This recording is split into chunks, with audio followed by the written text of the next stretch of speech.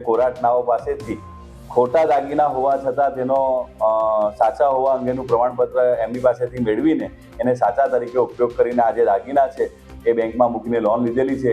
આ પ્રમાણે બેંક સાથે ઠગાઈ કરેલી અને જે ખોટા પ્રમાણપત્ર બનાવેલા તેના આધારે આ તમામ આરોપીઓ પર ગુનો દાખલ કરવામાં આવેલ હતી અને આ જે તમામ આરોપીઓ છે તમામની ધરપકડ કરવામાં આવી છે અને જેની આગળની તપાસ police inspector Shri LG Rathod Jalalpur police સ્ટેશનના હાલ કરી રહેલ છે। દર મહિને 1000 રૂપિયા ભરવાના હતા। દર મહિને ડ્રો થતો હતો। જો તમારું નામ નીકળી જાય તો તમને 31,000 રૂપિયા આપે અને તમારે ત્યાંથી હપ્તા નહીં ભરવાના।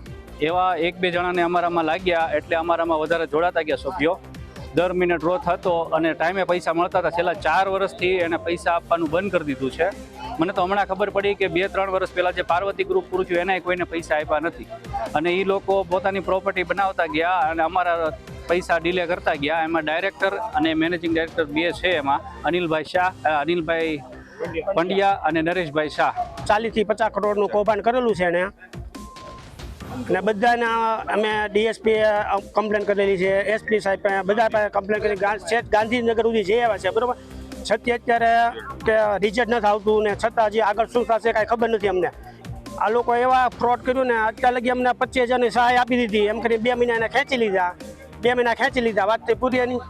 અત્યારે એને જવાનો મોજિંગ આવી ગયો। અમે ઓચિંતાની મીટિંગ રાખી દીધી લ્યો વૈયા ગયા અત્યારે તો એમ કરી 2 મહિના મારી પાસે ખેંચાઈ લીધા 2 મહિના અત્યારે વૈયા ગયા। અત્યારે ભાવનગર આપણે ઇન્ડિયામાં જ છે, કાળાવરે ઇન્ડિયાની બહાર વૈયા જાય તો આ કોણ પકડી શકશે તમે અમને કહો હાલો।